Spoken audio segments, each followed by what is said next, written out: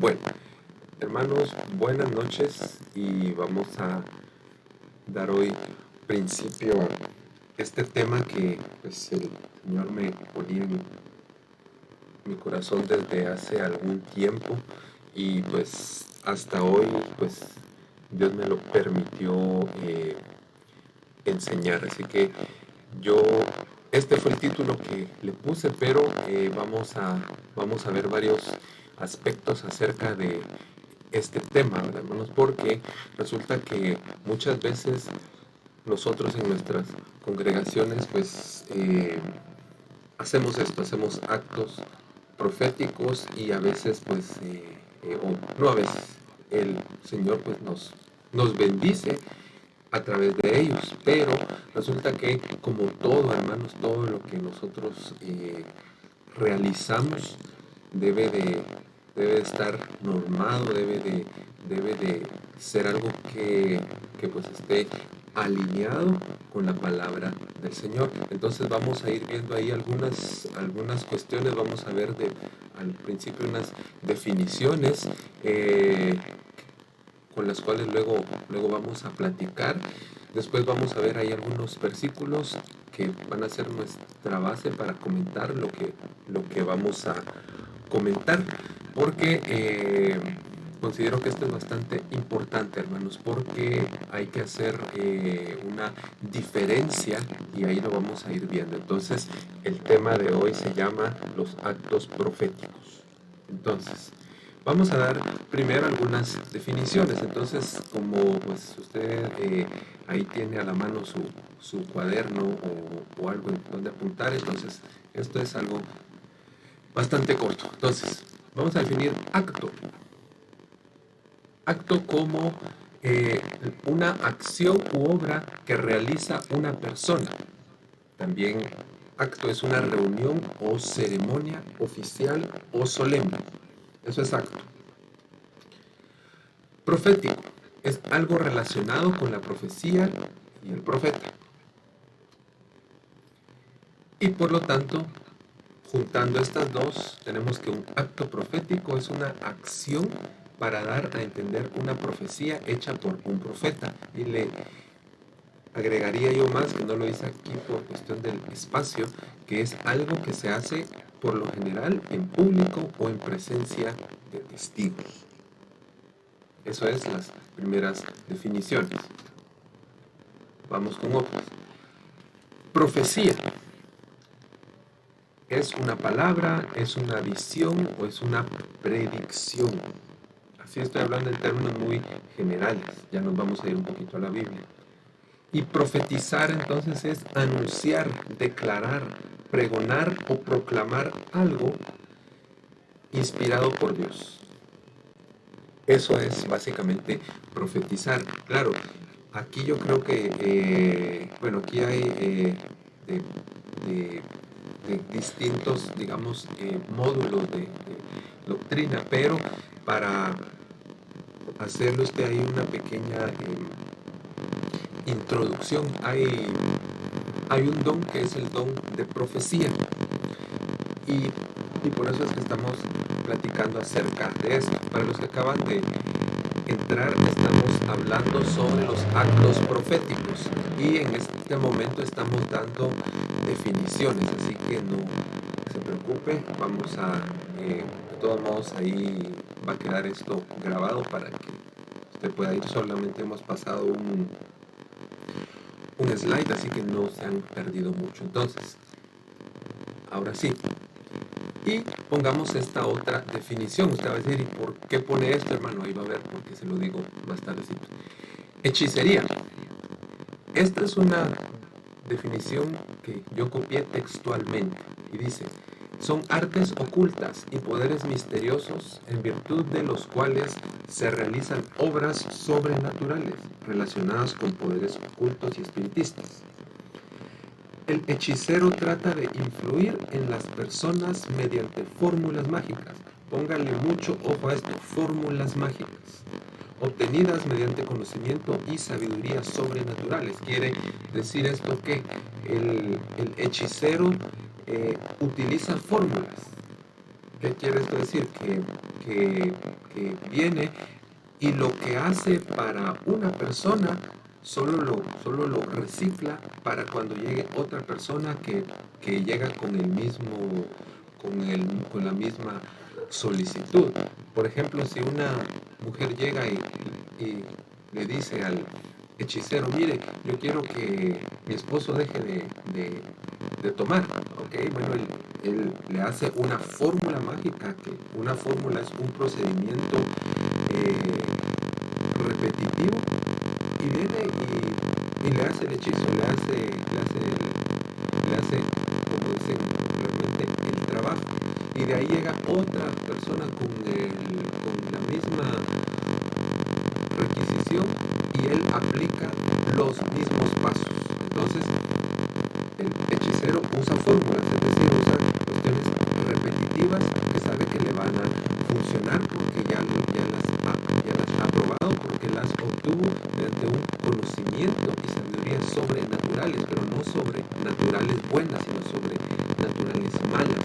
Porque acordémonos que en el principio de los tiempos quien le abrió, digámoslo así, el conocimiento a los seres humanos fue nada más y nada menos que Luz Bendita. Entonces esa es la definición de hechicería. Ahora, veamos un poquito qué es la profecía según la Biblia. La profecía pertenece a los dones de inspiración.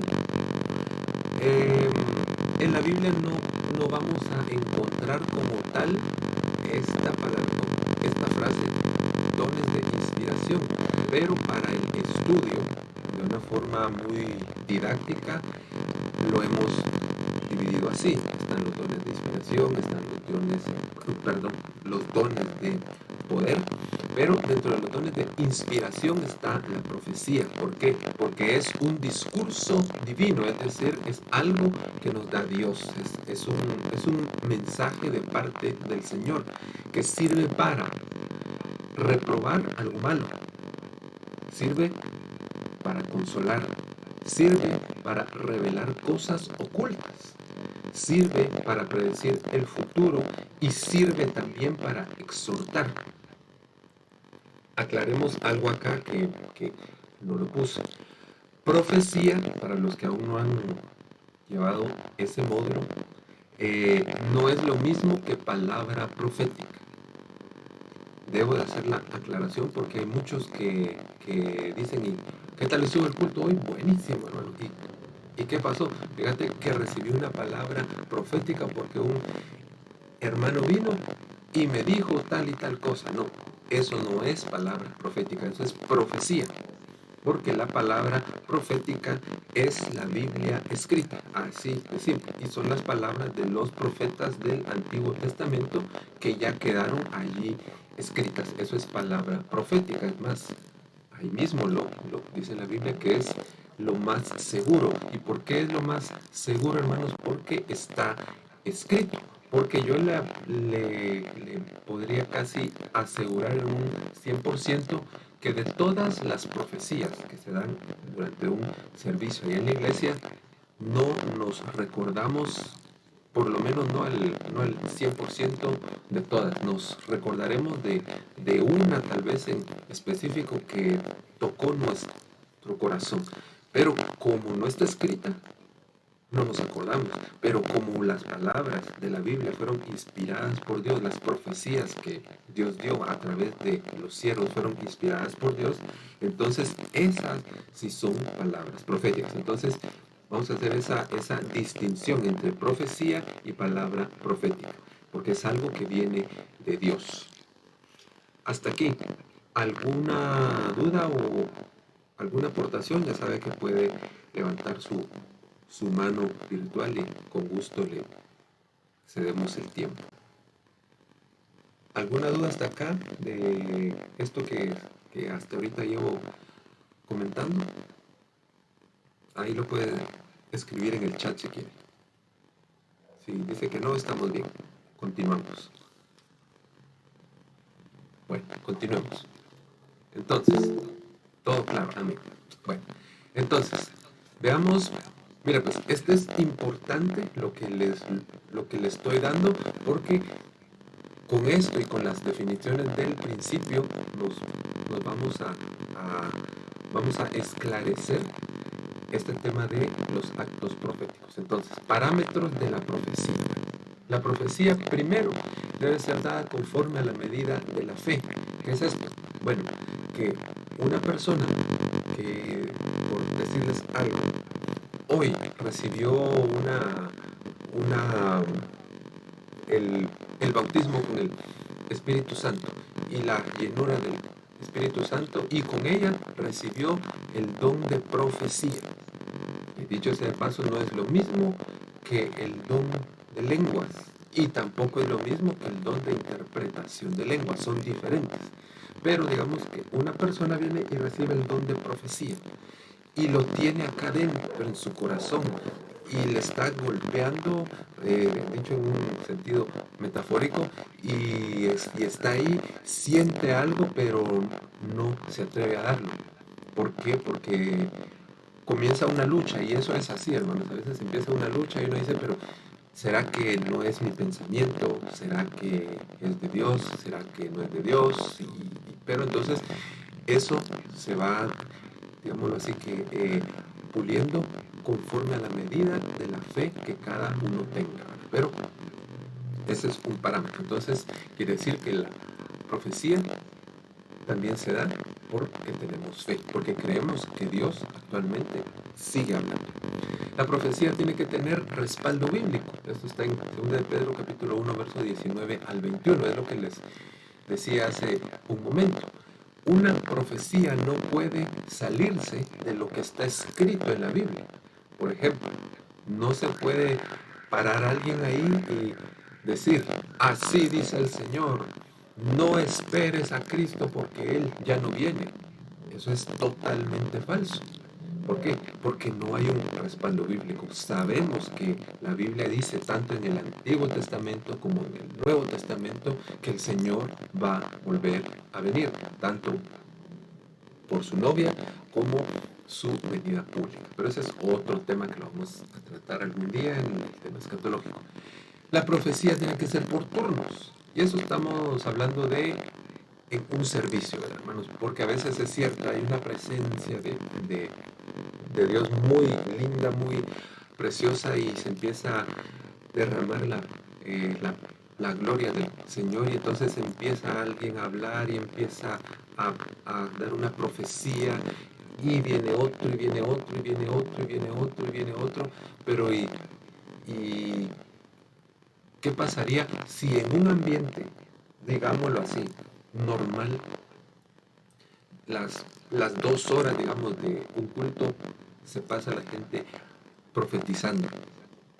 Cuando se lo pongo así, cuando usted va a comer, usted no come solo tortillas o no come solo frijoles, usted come variado, ¿verdad?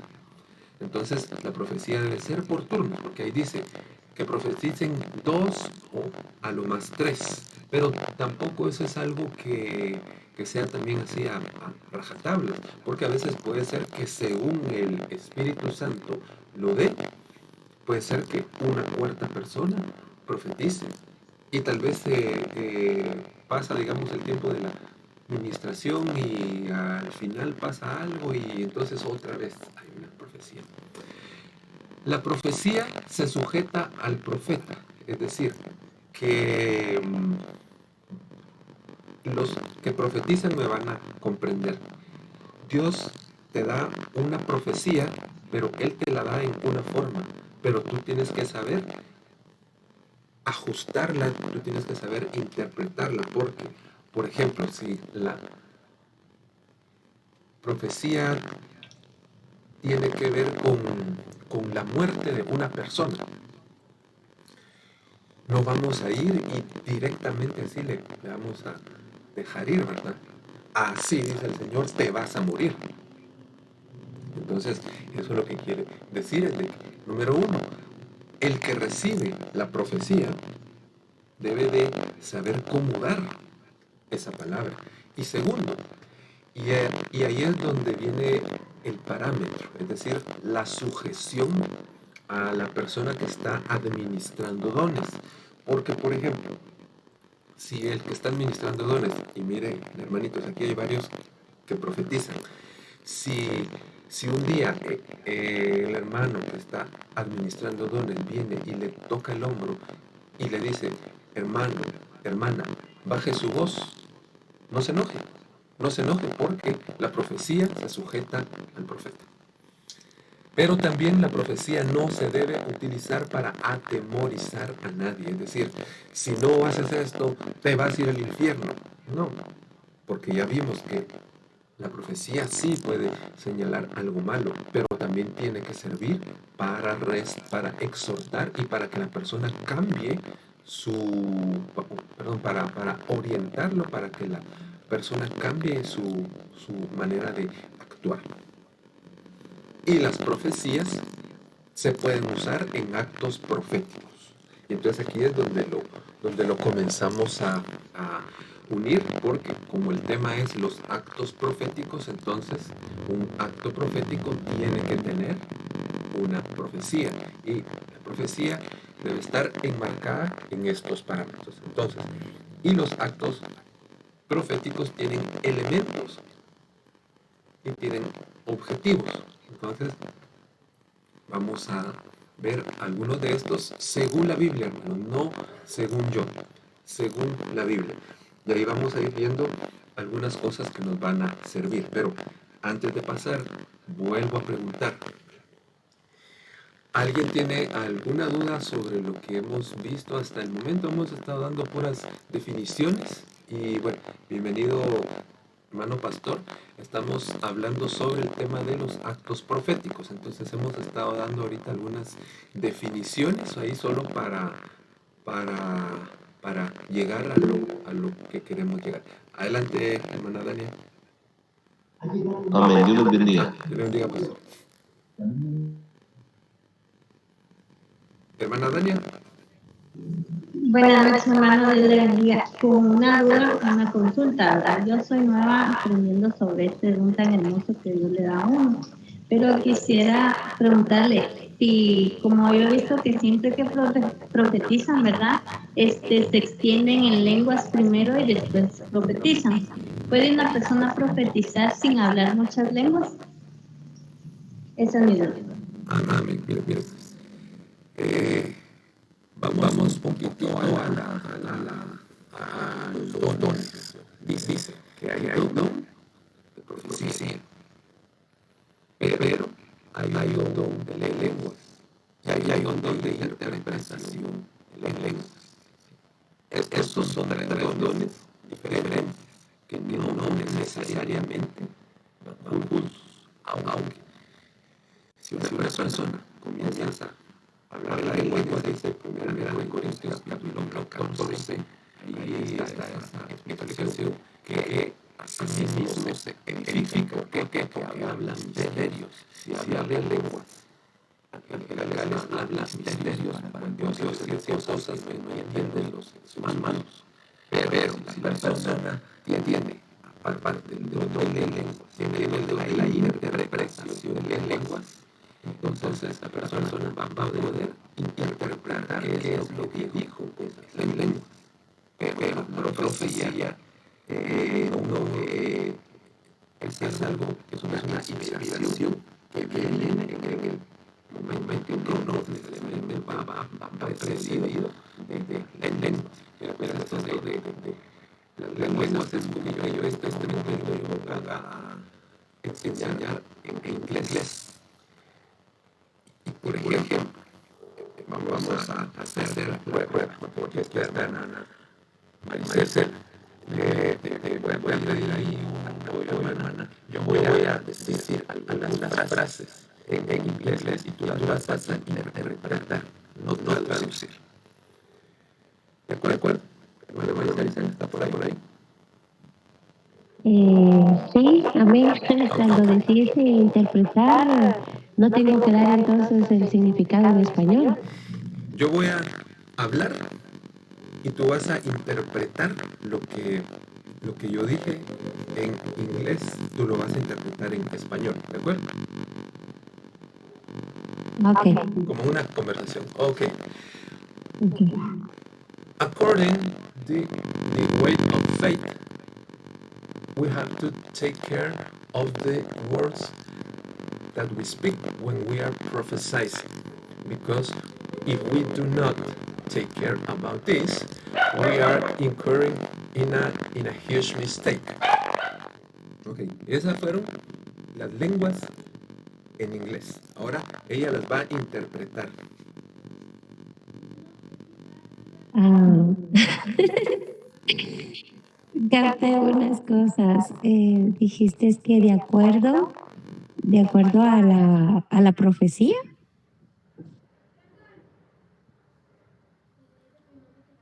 Ajá. solo te entendí que de acuerdo a la profecía habían palabras que, no sé, escuché la palabra mistake, que es error, pero no sé si estoy bien. Amén, gracias. Sí, yo creo que no se escuchó bien porque ahorita estoy aquí en speaker, ahorita no tengo micrófono, pero lo que dije fue exactamente lo mismo que dice ahí. Alguien levantó la mano, hermano Eric, y hermano Pastor también la levantaron.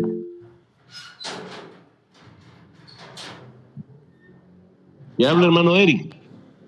Ah, hermano Eric, adelante. Yo les bendiga, hermanos. No solo era sobre la interpretación, yo estaba ahí poniéndole un poquito de atención y por ahí había comprendido que conforme a la palabra de Dios se debe tener cuidado al momento de profetizar para no cometer un error. Amén. Eso que él dijo es interpretación, porque él no tradujo. Él escuchó, interpretó y dijo, ¿verdad? Que es diferente a traducir, ¿verdad? Que por cierto, el don de interpretación es diferente a traducción, no es lo mismo, ¿verdad? Porque esa es otra historia, pero exactamente eso es la interpretación. Hermano Pastor. Un ejemplo de interpretación es lo que pasa en el libro de Daniel. Cuando sale la escritura en la pared y él dice, mene, mene, tekel, usparsin. Son 4 palabras las que hay ahí nada más. Pero cuando él interpreta, que es la diferencia entre traducir, si hubiera sido una traducción, solo tal vez se lo hubiera llegado a 4 palabras nada más también. Pero cuando él interpretó un mensaje que estaba en clave ahí, ¿verdad? Que de aquí cuando yo llegue a ver a Daniel le voy a preguntar cómo fue que interpretó eso, ¿verdad? Pero él da una interpretación donde dice ha sido pesado y ha sido hallado falso, y le dice que esa misma noche iba a ser quitado el reino de él. Entonces, yo creo que no sé si alguno de ustedes que están oyendo han tenido la oportunidad de oír a alguien hablar en lenguas. Bueno, sí han tenido la oportunidad, pero cuando están hablando a alguien en lenguas, ustedes entienden lo que la persona está diciendo. Eso sí no lo puedo interpretar, ese oído sí no lo puedo interpretar, pero por ejemplo, he oído a alguien hablando en lenguas y la verdad debo reconocer que por temor no me he puesto a decir así dice el Señor con respecto a las lenguas que han habido, pero cuando oigo lo mismo que yo había entendido, lo dice aún la misma persona que habló en lenguas, ¿no? O sea, es una forma, es un misterio. Amén. Amén. Pero creo que el ejemplo de Daniel es el más cercano. Exactamente. Así es, pastor. Vale. Entonces, no sé si le responde eso, hermana Dania. Sí, hermano, gracias. Amén. Para eso estamos. Ok, entonces, continuemos, porque aquí vamos empezando. Bueno, entonces, veamos algunos ejemplos de actos proféticos en la Biblia, porque ya vimos cómo es la profecía, bajo qué parámetros se debe dar y que un acto profético pues tiene que tener una profecía. ¿Sí, Marisela, hermana Marisela? Gracias, Daniel, Dios te bendiga. No sé si va de la mano con lo que hermana Dania acaba de preguntar, pero tiene un poquito de relación y también no me estoy saliendo del tema. Algo que yo siempre, y gracias a Dios, pues también aquí está Pastor para que nos, y tú, ¿verdad? O los hermanos, alguien responde. Yo siempre he tenido eso en mi corazón, que yo le he pedido al Señor, ¿verdad? De que Él me use en la profecía. Y algunas veces he sentido algo así bien fuerte en mí, ¿verdad? En mi ser. Pero hasta a mi esposo le he dicho, mira, ¿cómo es esto de que si uno tiene que dar la palabra o cómo saber darla? Porque por ejemplo, mi pregunta también se basa en que si alguien que no esté bautizado por el Espíritu Santo, o sea, me refiero el hablar en lenguas, que tenga el don de lenguas, también puede dar una profecía. Ok. Hechos capítulo 2, del versículo 1 en adelante, narra la primera vez que se derramó el Espíritu Santo. Y cuando el apóstol Pedro empieza a dar la explicación, dice, esto es lo dicho por el profeta Joel. Pero aclara algo, él y después Pablo también lo da a entender, que el bautismo en el Espíritu Santo trae como evidencia de que ha sido bautizado con el Espíritu Santo el hablar en lenguas y otros dones, ¿verdad? Pero entonces una persona que no ha sido bautizada con el Espíritu Santo no puede dar una profecía. ¿Por qué? Porque no tiene dentro al que le proporciona la profecía. O sea, es decir, podría una persona inventarse algo, como hemos dicho muchas veces acá en la iglesia, a manera de broma, ¿verdad? Que son los deseos de la hermana Chonita, ¿verdad? Pero el que no tiene el Espíritu Santo y no está bautizado, no puede dar una profecía, porque es el Espíritu Santo el que lo hace todo en todos. Adelante, pastor. Me gustaría que si pudieras ahí, no sé si poner en pantalla o que leyeras 1 Corintios 12:30. No me acuerdo bien qué es lo que dice, pero habla algo al respecto de lo que está preguntando hermana Marisela. 1 Corintios 12:30. Yo ahorita, como estoy aquí en la Mateo, pantalla, no me puedo mover, pero alguien que voy a lo ver lea. si lo pongo yo. Amén. Bueno, no lo voy a poner en la pantalla, sino que lo voy a leer, pues. Perfecto. 1 Corintios 12:30. Dice desde el... ay, Dios santo. En el versículo 28 dice, y aún nos puso Dios en la iglesia, primeramente apóstoles, luego profetas, lo tercero maestros, luego los que hacen milagros, después los que sanan, los que ayudan, los que administran, los que tienen don de lengua. O sea, deja entrever que no todos hablan en lenguas en la iglesia. Versículo 29, ¿son todos apóstoles? Está entre signos de interrogación. ¿Son todos profetas? ¿Son todos maestros? ¿Hacen todos milagros? ¿Tienen todos dones de sanidad? ¿Hablan todos lenguas? ¿Interpretan todos? Procurad pues los dones mejores, mas yo os muestro un camino aún más excelente. Entonces, esta cita a mí me deja ver que el apóstol Pablo pregunta a la iglesia si todos tienen los mismos dones, aunque en Hechos dice que es una evidencia de hablar en lenguas. Yo he visto casos de personas que sin hablar en lenguas tienen el don de profecía, y el don de profecía y muchas veces no lo dicen, pero lo que en su mente ha estado ellos pensando y otra persona lo dice, les confirma que ellos estaban en lo correcto.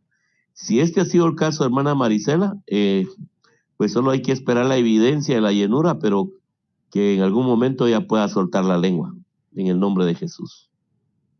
Amén. No sé si la hice más bolas o la ayudé, pero esperamos que esa cita ayude bastante. Amén. Gracias a ambos y sí me han ayudado bastante. Dios les bendiga. Amén. Amén. Y solo aportando un poquito más a esto, cortito.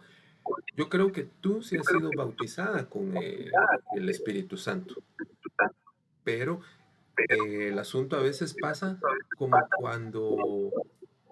cuando una persona, por ejemplo, acaba de aprender a manejar carro y resulta que es su primerita vez que le dan el carro para que se lo lleve lejos. Hay un cierto miedito y todo, pero cuando se lanza el agua, una vez que se lanza el agua, ahí se va, ahí se va. Bueno, continuemos. Entonces, vamos a verlo así. Ay, jole, el tiempo aquí corre. Bueno, veamos. Ejemplos de actos proféticos en la Biblia. El sacrificio de Isaac. Abraham. Génesis 22:2. Y dijo, toma ahora tu hijo, tu único, Isaac, a quien amas, y vete a tierra de Moria, y ofrécelo allí en holocausto sobre uno de los montes que yo te diré. Bueno, aquí, ¿por qué puse este ejemplo? Bueno, porque a Abraham también se le considera como un profeta. Y aquí quien le está hablando es Dios. Y dijimos que la profecía es un mensaje dado por Dios, ¿verdad? Entonces, ¿cuál era ahí el mensaje? Agarra a tu hijo y ve a un lugar y haz algo. Porque dijimos que el acto profético es hacer algo guiado por una profecía. ¿Y que es la profecía? Es hablar en nombre de Dios. Entonces, y tiene objetivos, tiene instrucciones, porque ahí Dios le dice, ve a esa tierra, ofrécelo allí, donde yo te voy a decir. Entonces, el acto profético de Dios tiene instrucciones muy particulares, muy específicas, no deja lugar a dudas. Cuando Dios le habla a un profeta y le dice, haz esto, le dice exactamente punto por punto qué es lo que debe hacer.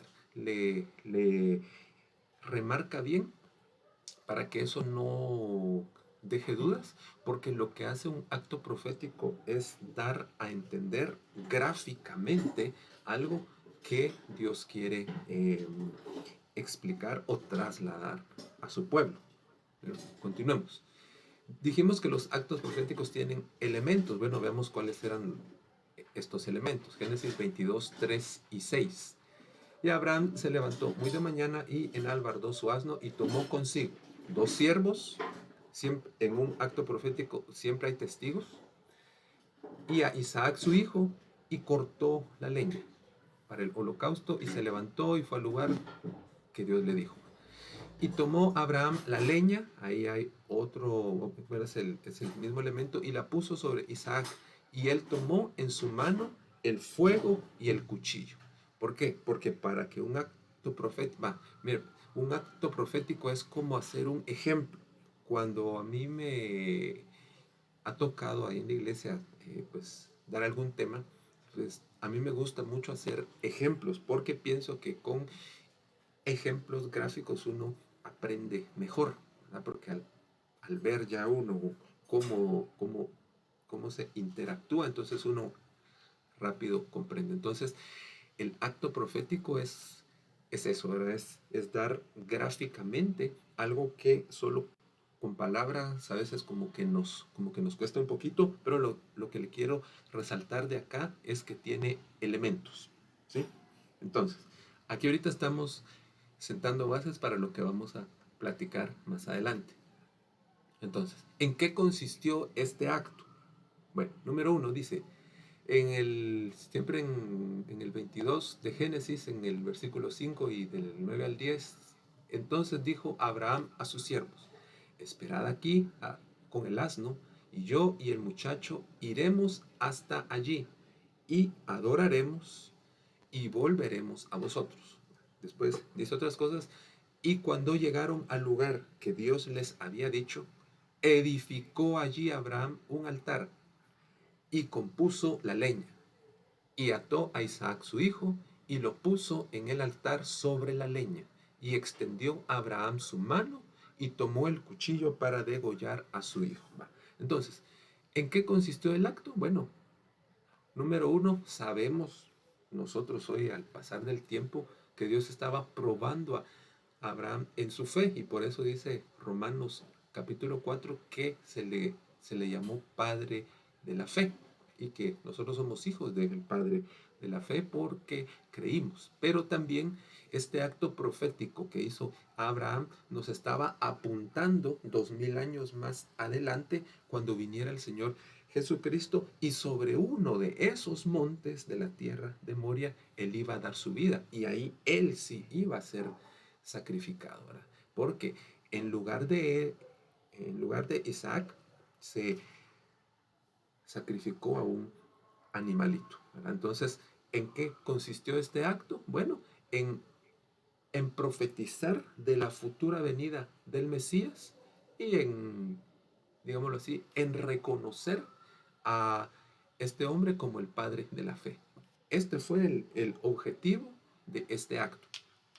Un objetivo muy puntual que no se volvió a repetir jamás, porque no hay ningún registro en la Biblia en donde se diga que Abraham volvió a tomar a Isaac y lo volvió a llevar a otro lugar y lo volvió a intentar sacrificar. Ya no ocurrió. Entonces, sacamos algo de acá, que un acto profético es para una única vez. Número 1.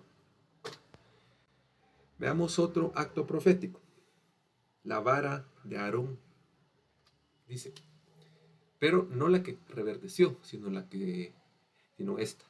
El Señor habló con Moisés y a Aarón y les dijo, si como respuesta el faraón les pide un milagro, tú le ordenarás a Aarón que tome su vara y la arroje delante del faraón para que se convierta en culebra.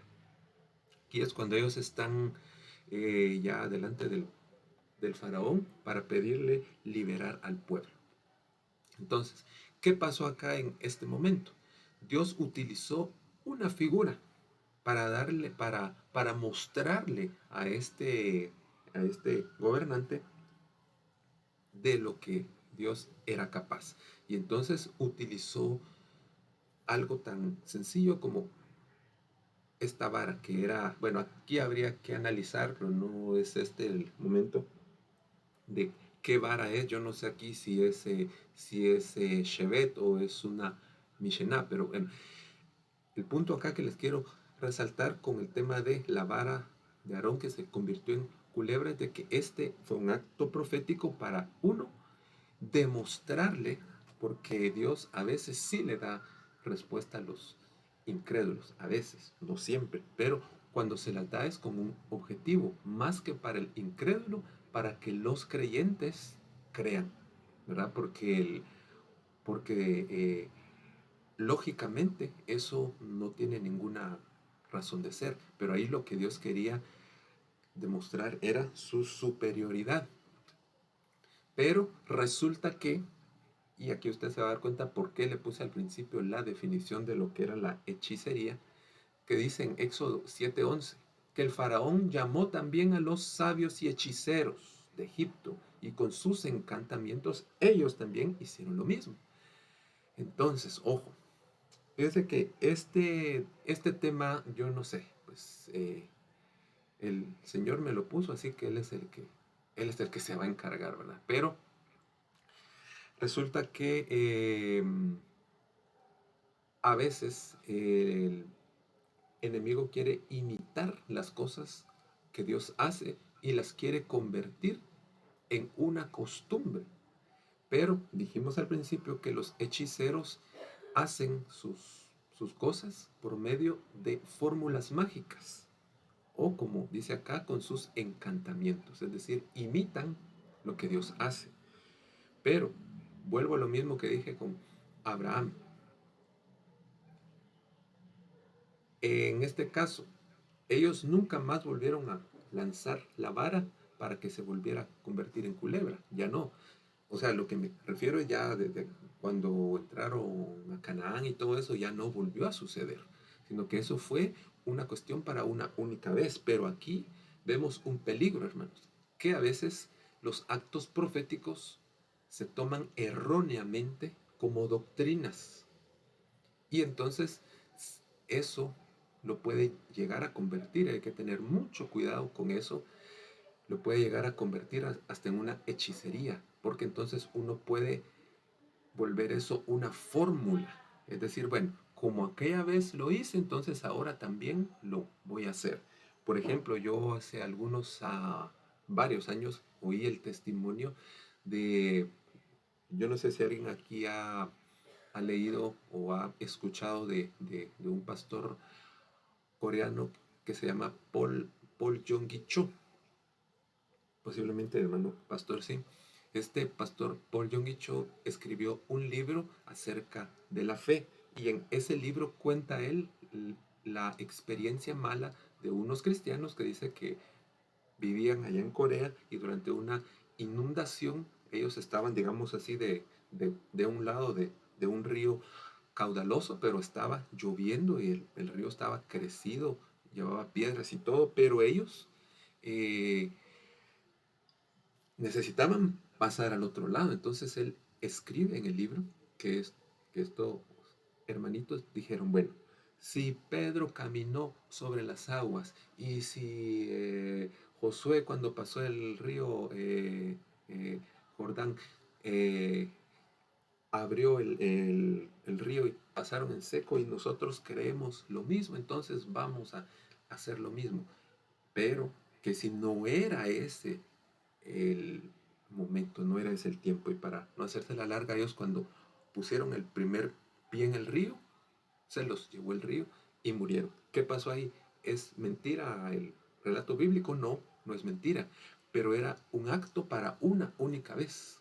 Y entonces hay que tener mucho cuidado con tomar un acto profético como una doctrina, porque para armar una doctrina del Señor en la Biblia deben haber varios lugares en donde nos dé contexto para poder decir esto es así, y para que entonces ya uno pueda basarse y continuar con la aplicación de estos versículos, ¿verdad? Entonces, ojo con eso.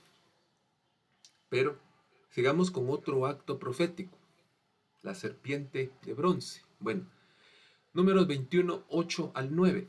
Y Jehová dijo a Moisés, hazte una serpiente ardiente y ponla sobre un asta, y cualquiera que fuere mordido y mirare a ella vivirá. Y Moisés hizo una serpiente de bronce y la puso sobre un asta. Y cuando alguna serpiente mordía a alguno, miraba a la serpiente de bronce y vivía. Bueno, resulta que el pueblo acá, ustedes saben que llegaron a un punto en el cual estaban en el desierto y empezaron a murmurar, empezaron a hablar mal de Moisés, que por qué los había sacado de Egipto, que los había llevado a morir.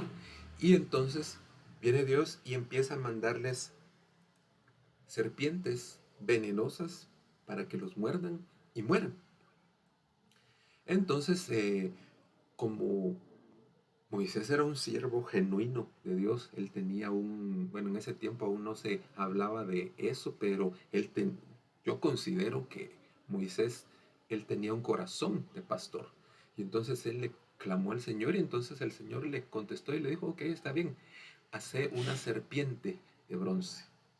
Y la puso sobre un asta para que cualquiera que fuera mordido y viera esa serpiente, viviera y no se muriera por la picadura de la serpiente. Pero ese fue un acto profético que él hizo para un tiempo determinado. Es decir, que un acto profético puede ser para una ocasión, una única vez, o para un tiempo específico. Pero resulta que acá la gente se quedó con eso.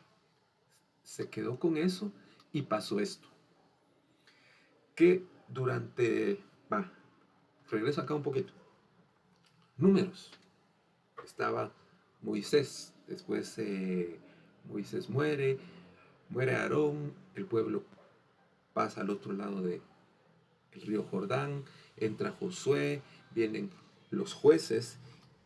Pero mira, acá estamos ya en segundo libro de Reyes, capítulo 18, verso 4. Y aquí entra el rey Ezequías. que ahí dice en los versos anteriores que él hizo lo correcto delante de los ojos de Dios. Y dice acá el verso 4, él quitó los lugares altos y quebró los ídolos y destruyó las imágenes de acera e hizo pedazos de la serpiente de bronce que había hecho Moisés, porque hasta entonces le quemaban incienso los hijos de Israel, y la llamó Neustán. ¿Para qué era la serpiente de bronce? Pregunto, hermanos, a ver alguien ahí que me diga. ¿Cuál era el objetivo del acto profético de haber levantado la serpiente de bronce? Lo acabamos de leer, hermanos.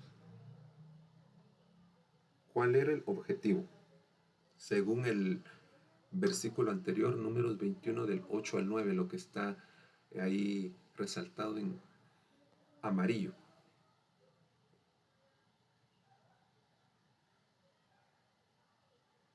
Hermanos, ¿cuál era el objetivo de la serpiente de bronce?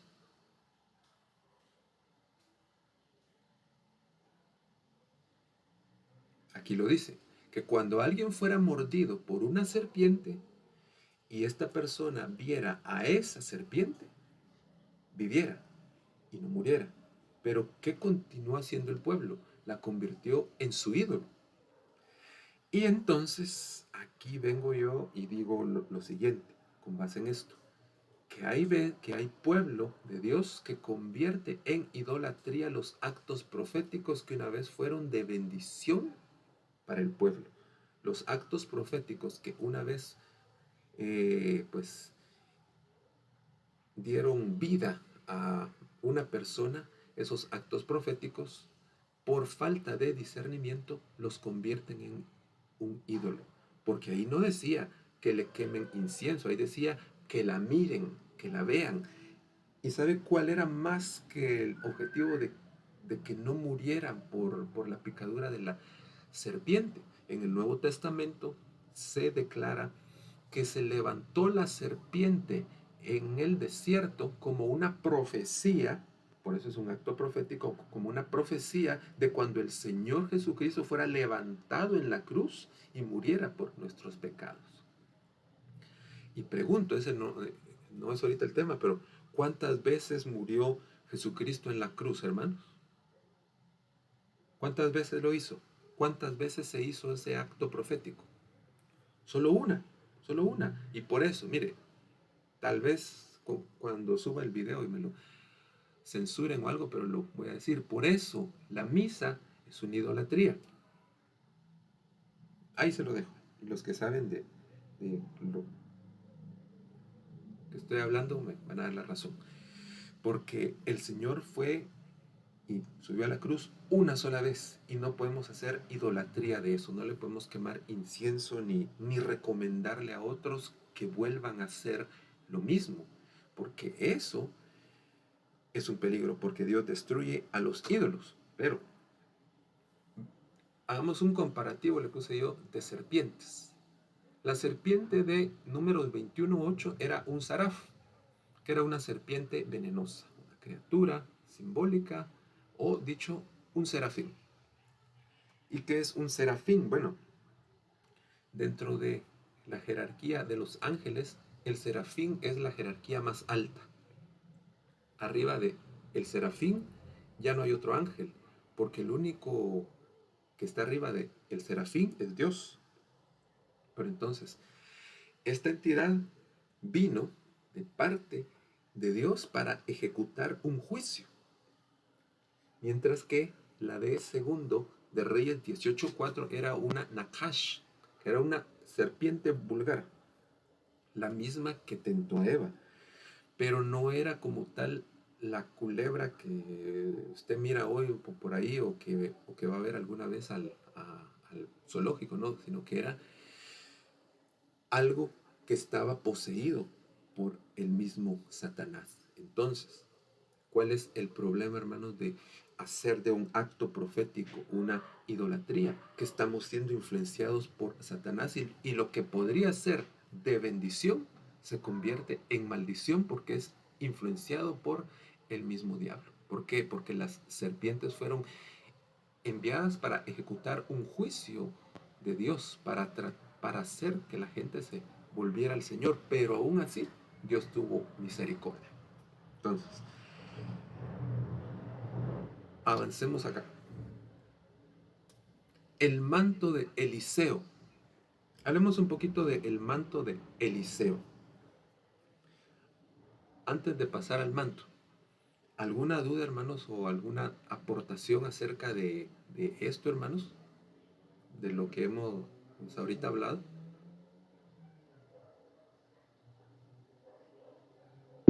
Hermano Eric, adelante. Dios les bendiga, hermanos. No, únicamente, pues actualmente, ¿verdad? Hay un mover, pues, digamos, de actos proféticos que, como los que se mencionaban, ¿verdad? Que ya es como que una idolatría. Yo creo que solo debemos de pedirle al Señor de su presencia para tener discernimiento. Creo que nosotros, pues, gracias a Dios, pues, no lo vemos en la iglesia, ¿verdad? Pero afuera, pues, sí existe ese mover, ¿verdad? Y que de alguna manera a lo mejor el enemigo sí quisiera pues entrar, ¿verdad? Pero gracias al Señor pues estamos cubiertos, pero pues sí es necesario que estemos llenos de su presencia siempre, ¿verdad? Para discernir. Amén. Gracias, hermano. Exacto. Y usted dijo algo muy importante. Pedirle al Señor que nos dé discernimiento. Porque mira, hermano, la única fuente infalible es la Biblia. La única. Y de ahí, ni yo, ni los pastores, ni los apóstoles, por más ungidos y consagrados que sean, somos infalibles. Lo único infalible es la Biblia. Y ahí está el parámetro. Entonces, el manto de Eliseo. Segundo de Reyes 2, 13 al 14. Alzó luego el manto de Elías que se le había caído, y volvió y se paró a la orilla del Jordán, y tomando el manto de Elías que se le había caído, golpeó las aguas y dijo: ¿Dónde está Jehová, el Dios de Elías? Y así que hubo golpeado del mismo modo las aguas, se apartaron a uno y a otro lado, y pasó Eliseo. Mi hermano, aquí no tenemos esas costumbres, como dijo el hermano Eric, pero yo he visto pastores que se quitan el saco, literalmente, y dicen: así como hizo Eliseo, hoy yo parto las aguas. Perdone, vuelvo a decir, los actos proféticos no son doctrina. Los actos proféticos no son para formar una doctrina, porque el acto profético es una profecía gráfica. Entonces, ¿y para qué es la profecía? Para enseñar, para redarguir, para exhortar, para consolar y para señalar algo malo. Entonces, pero en este caso, hermanos, ¿qué pasa? Que hay muchas personas que les gusta llamar la atención con un acto profético y se inventan cosas que Dios no les dijo. En este caso, ahí tenía una función ese acto profético. ¿Y cuál era la función de este acto profético? Comprobar que el profeta Eliseo había recibido la doble porción que le había dejado cuando Elías fue arrebatado a los cielos. Porque si usted lee unos versos atrás, acababa de ser arrebatado a los cielos, y como él le pidió: ¿qué quieres?, le dijo Elías. Bueno, quiero una doble porción de tu espíritu. Entonces le dijo: ok, se te va a dar si me ves cuando yo sea quitado de ti. Y lo vio, y a Elías se le cayó el manto que lo cubrió, por cierto, es símbolo de cobertura. Pero entonces no era para que a cada rato que él pasara por un río, agarro el manto, no, sino que era un objetivo específico. Entonces no podemos hacer doctrinas de un acto profético, no podemos dar consejos como que fueran las fórmulas mágicas de los hechiceros. Y eso hay que tener mucho cuidado. Y mire, bueno, ahorita no, más adelante voy a decir algo. Aquí voy a meter un poquito el cuchillo, dijo el pastor. Sal para purificar. Segundo libro de Reyes 2, 20 al 22. Aquí seguimos en el mismo contexto de lo que veníamos ahorita hablando. Eliseo les dijo: tomen una vasija nueva y echen la sal. Contextualizando acá, estaban en Jericó, la ciudad de la cual Dios había maldecido y había dicho jamás la vuelvan a reconstruir, pero porque el que la reconstruya la va a reconstruir, pero se va a morir su hijo mayor y su hijo menor. Y tal cual pasó con el que la reconstruyó, pero la cuestión es de que reconstruyeron la ciudad, pero en esa ciudad de Jericó había una fuente de agua. Es más, los manantiales estaban amargos. Y entonces vienen la compañía de profetas que estaban con Eliseo y le dicen, mira, las aguas están contaminadas. Pero entonces ahí Dios le habla para esa necesidad puntual de ese momento.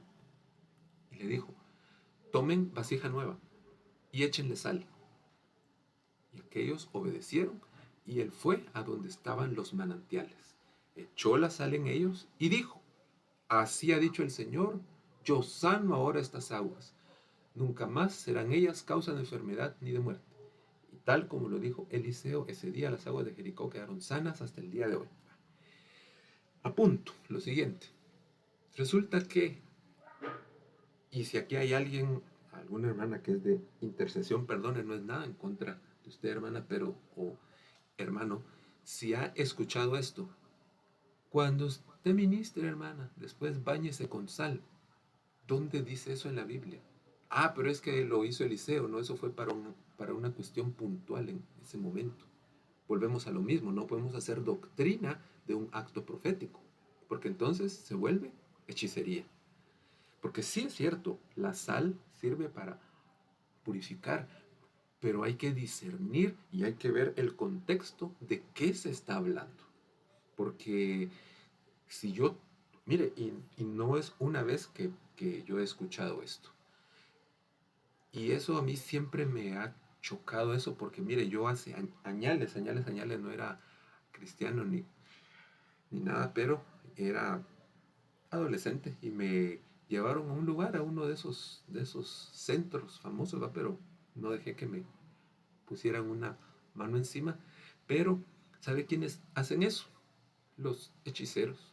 ¿Y sabe qué tenía el hechicero ese ahí en su consultorio? Sal. ¿Por qué? Porque esas son fórmulas mágicas. Porque esas son cuestiones que lo que quieren hacer es controlar a la persona. Y entonces, hermanos, por eso es que tenemos que tener demasiado cuidado. Si alguien viene y le dice a usted, hermano, báñese con sal, échese sal, por cortesía, bendiga a la persona, pero no lo haga, porque eso se convierte en hechicería. Y en lugar de sanar, puede uno obtener algo contrario, como con la Santa Cena. Cuando yo tomo, no es el tema, pero solo para dar el ejemplo, cuando yo tomo la Santa Cena dignamente, yo puedo sanarme, puedo recuperarme, puedo fortalecerme, pero si la tomo indignamente, yo me puedo enfermar, debilitar y morir. Entonces, es cardíaco, hermanos, porque son cuestiones muy espirituales que nosotros no comprendemos a cabalidad. Pero cuando es Dios el que lo señala en un momento específico, entonces sí se puede hacer y sí es válido, pero no se debe salir del parámetro bíblico, hermanos. Y yo creo, hermanos, que estos temas los deberíamos de estar masticando, pero así, mire, al pie de la letra.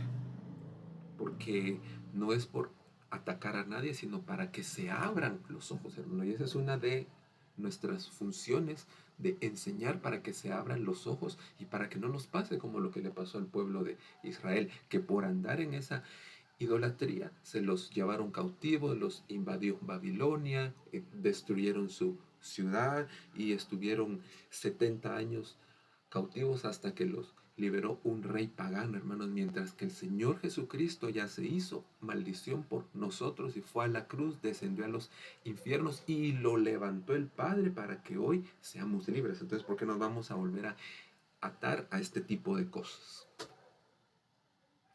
Y termino con esto. el acto de Agabo. Ay, jole, ya no lo puse, pero se lo menciono brevemente. El profeta Agabo es un profeta del Nuevo Testamento. Y él, ya en el Nuevo Testamento, cristianos todos, ya no solo judíos, estaban en un lugar y allí estaba el apóstol Pablo. Y él dice, tomó el cinto de Pablo y se amarró él los pies y dijo, así le van a hacer al dueño de este cinto. Dando a entender, dice la Biblia, que los judíos querían poner preso a Pablo. Pero eso lo hizo una sola vez y ya no más. Entonces, hermano, yo creo que nosotros debemos de poner mucha, pero mucha atención, hermanos, a todo lo que sucede en nuestros ambientes espirituales, porque ese es un ambiente espiritual, el que se mueve en un culto, el que se mueve en un lugar en donde se está ministrando la presencia del Señor, hermano. Y tenemos que tener demasiado cuidado que todo lo que se diga y todo lo que se haga vaya enmarcado en la Biblia. Porque si no va enmarcado en la Biblia, entonces no es de Dios. Pero que los actos proféticos son buenos, sí son buenos. Pero no los debemos de tomar ni como doctrina, ni como una fórmula. Porque si lo tomamos como una doctrina está mal, porque para que una doctrina sea tomada como tal debe de existir por lo menos unos 2 versículos más o 3 que respalden eso para poder asegurar que es así. Entonces, con esto concluyo yo el tema, hermanos, pero no sé si hay alguien por ahí que quiera dar alguna aportación con esto.